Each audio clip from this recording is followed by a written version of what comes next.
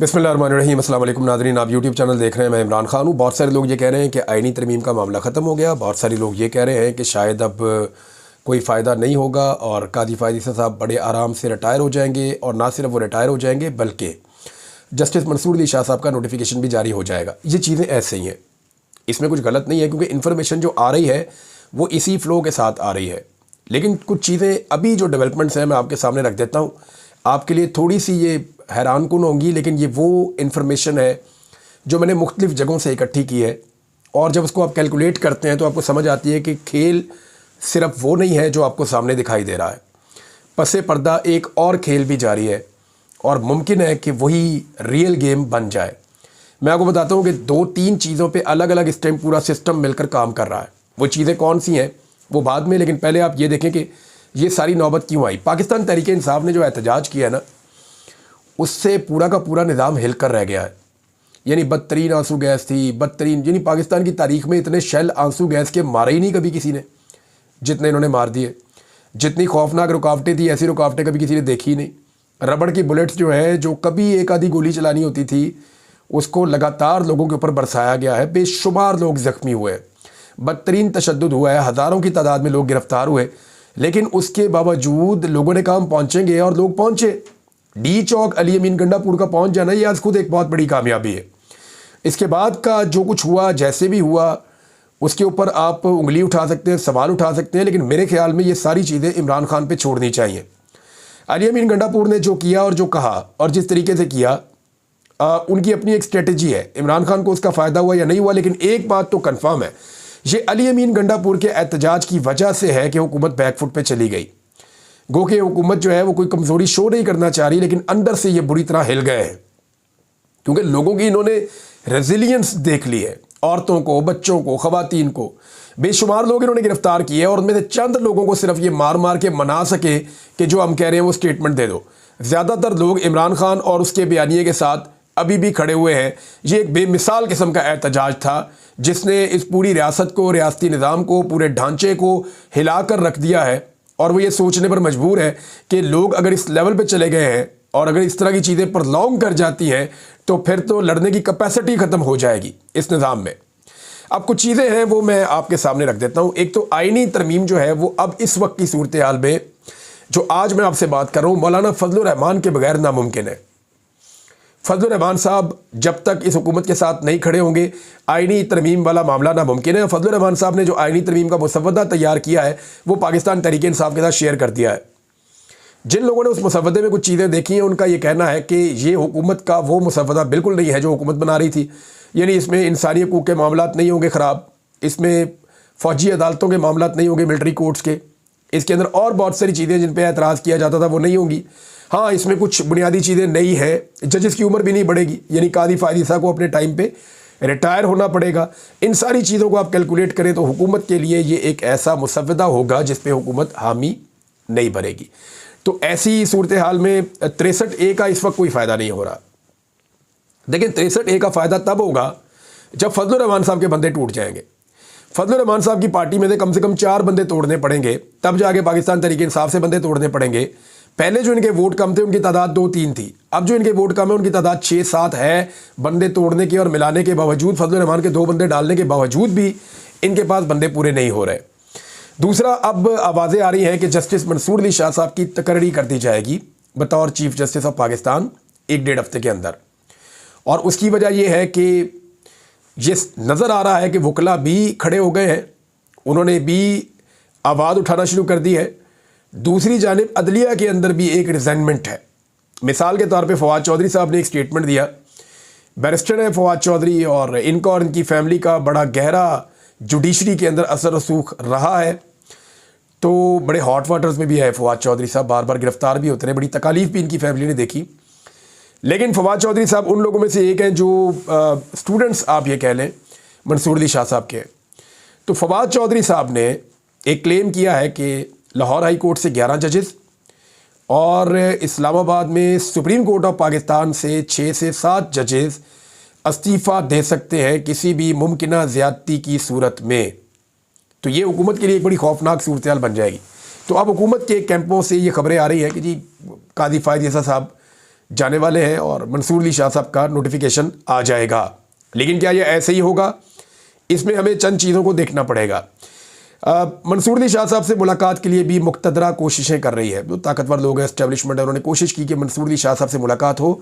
ये अब मैं इससे ज़्यादा आपको नहीं बता सकता, लेकिन फ़िलहाल अब तक की इतला के मुताबिक उनकी कोई मुलाकात नहीं हुई, ना उन्होंने मुलाकात के लिए कोई हामी भरी है।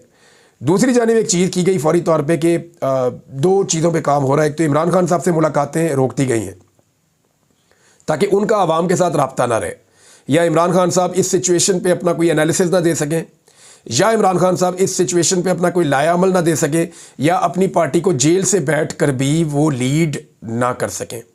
इसलिए इमरान खान साहब के साथ राब्ते ख़त्म करवाए गए हैं और पूरी कोशिश की जा रही है राब्ते ख़त्म रहे।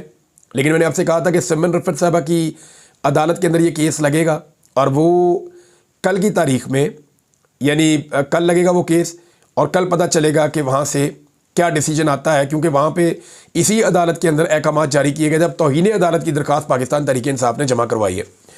इमरान खान साहब की बहनों को फिर रिमांड दे दिया गया है, 2 दिन के मज़ीद रिमांड पर पुलिस के हवाले कर दिया गया। 70 साल से ज़्यादा उनकी उम्रें हैं, इमरान खान से बड़ी उम्र की हैं। उनके ऊपर जिस नौयत के मुकदमात बनाए गए, उनकी गिरफ़्तारी की वीडियो बाकायदा मौजूद है, कैसे उन्होंने वॉलंटियरली बड़े आराम से मुस्कुराते हुए गिरफ़्तारी दे दी थी और वो 2 बहनें ही वहाँ पर मौजूद थीं। तो ये बहुत बड़ा जुल्म है जो उनके साथ किया जा रहा है। लेकिन इसके पीछे भी रीज़न ये है कि वो हर आवाज़ जो पाकिस्तान तहरीक इंसाफ के वर्कर को अट्रैक्ट कर सकती है या बता सकती है कि क्या करना है, लायामल क्या है, उस हर आवाज़ को दबा दिया जाए। फिर जो अली अमीन गंडापुर साहब के साथ हुआ वो भी आप सबके सामने है। उसने बड़ी मर्दानगी का मुजाहरा किया, बड़ी जुर्रत और हिम्मत के साथ डी चौक तक पहुँचे, लेकिन उसके बाद जो कुछ उनके साथ किया गया वो भी एक, मैं अली अमीन गंडापुर को एक मज़लूम के तौर पे भी देखता हूँ, एक बहादुर आदमी के तौर पे भी देखता हूँ कि वो एक ऐसा लीडर है जो लोगों को लीड करके लाया। लेकिन साथ ही मैं उसको एक मज़लूम के तौर पे भी देखता हूँ कि रियासत ने अपनी वो ताकत इस्तेमाल की जिसके साथ अली अमीन गंडापुर या इमरान खान कभी भी लड़ना नहीं चाहते, और वो ये नहीं चाहते कि मामलात एक हद से आगे चले जाए। क्या आईनी तरमीम का मामला बिल्कुल ख़त्म हो गया? तो मैं कुछ फैक्ट्स आपके सामने अब रखूँगा। एहतजाज की कामयाबी के बगैर ना इस वक्त हुकूमत की कोशिश है कि अली अमीन गंडापुर को डिस्कस किया जाए। ये डिस्कस ना किया जाए कि एहतजाज कितना कामयाब हुआ था। अगर ये एहतजाज कामयाब ना होता तो हुकूमत अब तक अपनी आईनी तरमीम के ऊपर अमल दरामद करवा रही होती।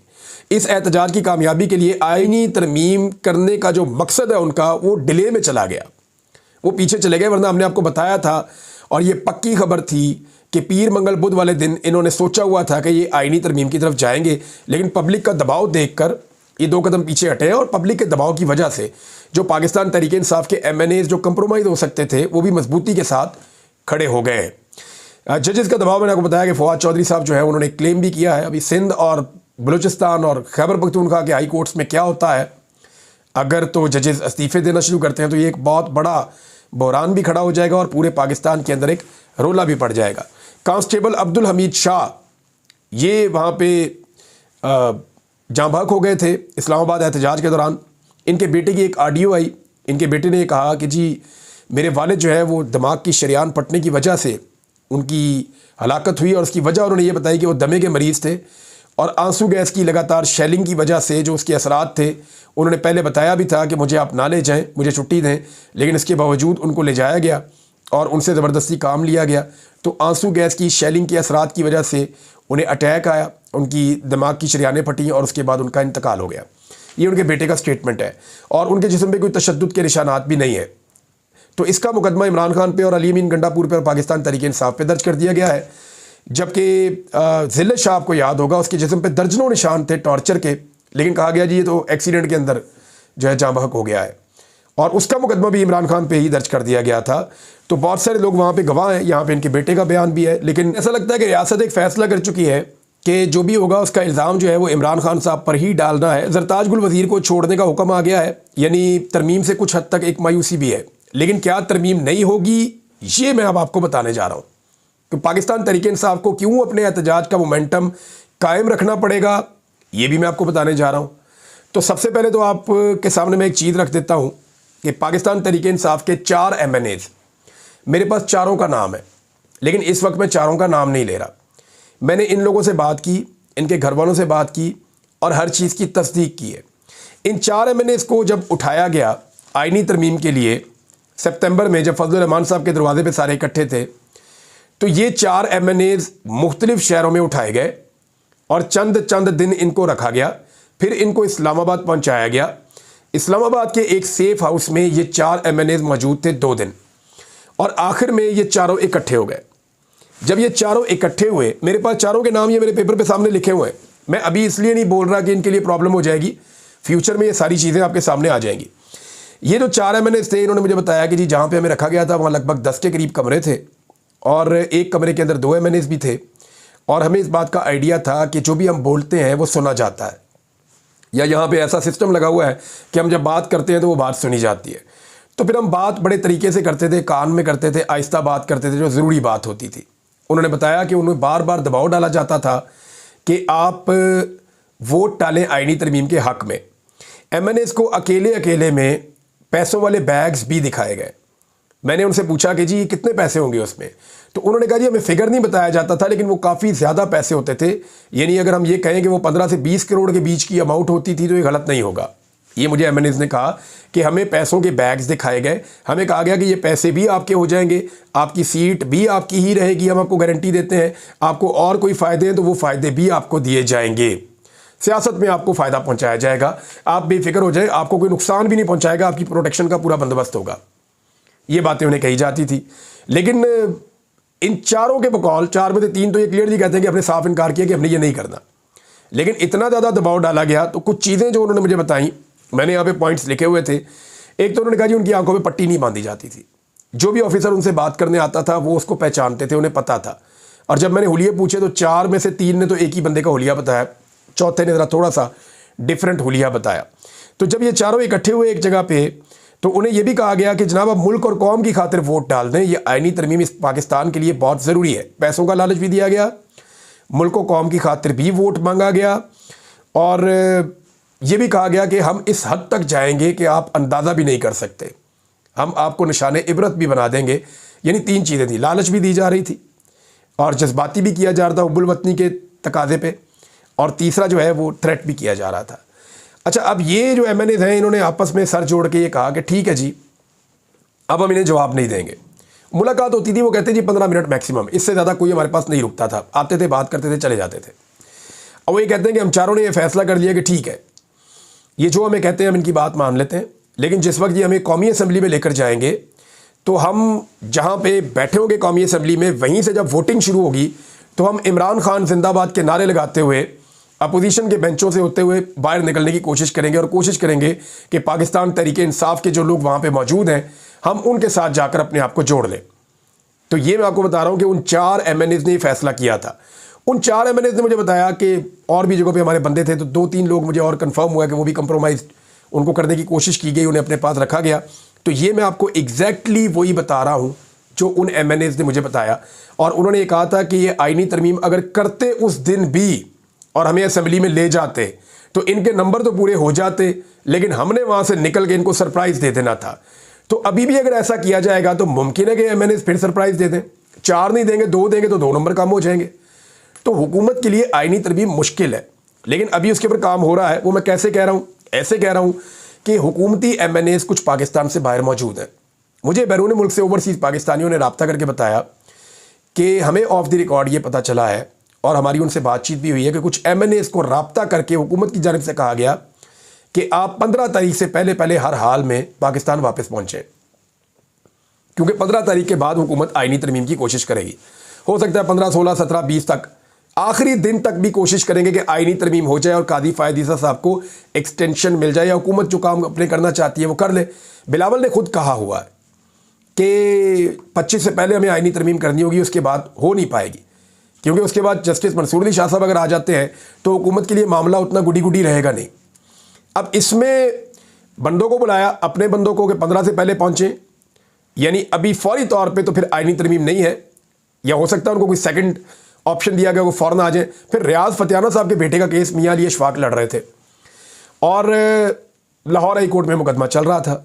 सुबह 4 बजे उनका बेटा वापस आ जाता है। रियाज फतियाना साहब पे दबाव ये डाला जा रहा है कि आप पाकिस्तान से बाहर क्यों हैं, आप फौरी तौर पे पाकिस्तान वापस आएँ और आप वोट डालें आईनी तरमीम के हक़ में। रियाज फतियाना साहब कह रहे हैं जी मैंने पाकिस्तान आना ही नहीं है, मैं इसका हिस्सा ही नहीं बनना चाहता। और उन्होंने अपने आप को बाहर रखा हुआ है। उनकी एहलिया यहाँ पाकिस्तान में, उनका बेटा जो है वो अगवा कर लिया गया ताकि वो वापस आए, लेकिन जब अदालत में केस लगा हुआ था तो उनके बेटे को छोड़ दिया गया सुबह 4 बजे। सुबह 4 बजे उनके बेटे को छोड़ा गया और दोपहर को 6-7-8 घंटे के बाद उनके बेटे को दोबारा उठा के अगवा कर लिया गया। और अब फिर दबाव डाला जा रहा है कि रियाज फतेहाना साहब वापस आए और आकर आईनी तरमीम के हक में वोट डालें। मेरे ख्याल में अगर ये पाकिस्तान तहरीक इंसाफ के बंदे तोड़े भी गए, देखें बंदे दो तरह टूटते हैं ना, एक टूटते हैं खौफ के साथ, बहुत परेशान किया हुआ है, खौफजदा किया, वो दिल नहीं चाह रहा होता उनका लेकिन उन्हें वो करना पड़ रहा होता है। दूसरे लालच के साथ टूटते हैं कि जी आप हमें ये भी दे दें, ये भी दे दें, ये भी दे दें, ये भी दे दें, तो वो फिर हम आपके लिए काम कर देते हैं, जैसे राजा रियाज वगैरह थे। तो इसको आप ज़रा क्लियर कर लें कि ये जो बंदे टूट रहे हैं इनको डरा के तोड़ा जा रहा है, ब्लैकमेल करके तोड़ा जा रहा है। अब अगर ये असेंबली में खड़े होकर, इनमें से 2 भी खड़े होकर नारे लगाना शुरू कर देते हैं इमरान खान के, तो बाकी भी इनके साथ मिल जाएंगे और फिर ये आईनी तरमीम बीच में धड़ी की धड़ी रह जाएगी। तो अभी तक ये गुमगू की कैफियत है, कन्फर्मेशन किसी बात की भी नहीं है कि क्या ये आईनी तरमीम करवा पाएंगे या ये आईनी तरमीम नहीं करवा पाएंगे। तो ये मैंने आपको बता दिया। अब पाकिस्तान तहरीक इंसाफ को इस सिचुएशन में फौरी तौर पे अपने एहतजाज के मोमेंटम को बरकरार रखना पड़ेगा, क्योंकि अभी तक इन्होंने 2 तरीकों से आईनी तरमीम को रोका है। एक तो अपने MNAs को काबू करके और फजलुर रहमान साहब से राब्ते रख के, और दूसरा जो तरीका जिसमें इन्होंने आईनी तरमीम को रोका वो अवामी एहतजाज है कि लगातार अवामी एहतजाज का मोमेंटम बढ़ता जा रहा है। उस मोमेंटम को कायम रखने के लिए अभी पाकिस्तान तहरीक इंसाफ ने एक नई हिकमत अमली बनाई है और उसमें 4 दिन का स्केजुअल आ गया है एहतजाज का, और ये 4 दिन शुरू होते हैं 11 अक्टूबर से। 11 अक्टूबर को मुल्तान और साहिवाल में पाकिस्तान तहरीक इंसाफ एहतजाज करने जा रही है। 12 अक्टूबर को गुजरांवाला और सरगोदा में एहतजाज करने जा रही है। मुल्तान और साहिवाल में आप याद रखिएगा कि साहिवाल से चौधरी उस्मान है MNA, और चौधरी उस्मान MNA भी गायब हैं और उनके बारे में कहा जा रहा है कि वो शायद आईनी तरमीम के हक में वोट डालेंगे। और जो मुल्तान से हैं वो ज़हूर कुरैशी हैं, उनके ऊपर भी ये दबाव आएगा। तो पहले दिन में जो 2 लोग हिट होंगे वो मुल्तान और साहिवाल से, ज़हूर कुरैशी और उस्मान चौधरी, ये हिट होंगे। मतलब ये कि इनकी पॉलिटिक्स हिट होगी। 11 अक्टूबर को ये, 12 अक्टूबर को जी गुजरांवाला में और सरगोदा के अंदर एहतजाज है पाकिस्तान तहरीक इंसाफ का। 13 अक्टूबर को डेरा गाजी खान का जो पूरा डिवीज़न है उसके अंदर एहतजाज है पाकिस्तान तहरीक इंसाफ का। और जो 14 अक्टूबर है, 14 अक्टूबर को लाहौर और फैसलाबाद में वंस अगेन पाकिस्तान तहरीक इंसाफ एहतजाज करने जा रही है। अब ये बहुत बड़ी कॉल है और इमरान खान साहब ने कहा था कि एहतजाज का सिलसिला जारी रहेगा। जो मुराद सईद साहब का स्टेटमेंट आया ये हूबहू उसके मुताबिक चीज़ें हो रही हैं। अब देखना ये है कि 25 तारीख तक टाइम कैसे गुजरता है। अब मैं आपको बताता हूँ कि ये सब बताने का मकसद क्या था। इस वक्त जो सिस्टम है ना वो 2 चीज़ों पे काम कर रहा है। एक, वो ये चाहते हैं कि आने वाले चीफ जस्टिस से ताल्लुकात भी अच्छे हों और हम ये बताएं कि ये जो कुछ भी हुआ ये हमने अपनी मर्ज़ी से किया है और चीज़ें स्मूथ तरीके से चलें, और यहाँ पे भी अपनी बात बना के रखें। लेकिन पर्दे के पीछे वो अपनी आईनी तरमीम की पूरी कोशिशें भी ज़ोर लगाकर जारी रखे हुए हैं। तो इस वक्त पाकिस्तान तहरीक इंसाफ को अपना जो तहरीक का मोमेंटम है उसे भी कायम रखना होगा, फजलुर रहमान साहब को भी ऑन बोर्ड रखना होगा और साथ ही साथ वकला की तहरीक को भी सपोर्ट देनी होगी। अब तक के लिए इतना ही। अपना ख्याल रखिएगा, अपने इस चैनल का भी। अल्लाह हाफ़िज़।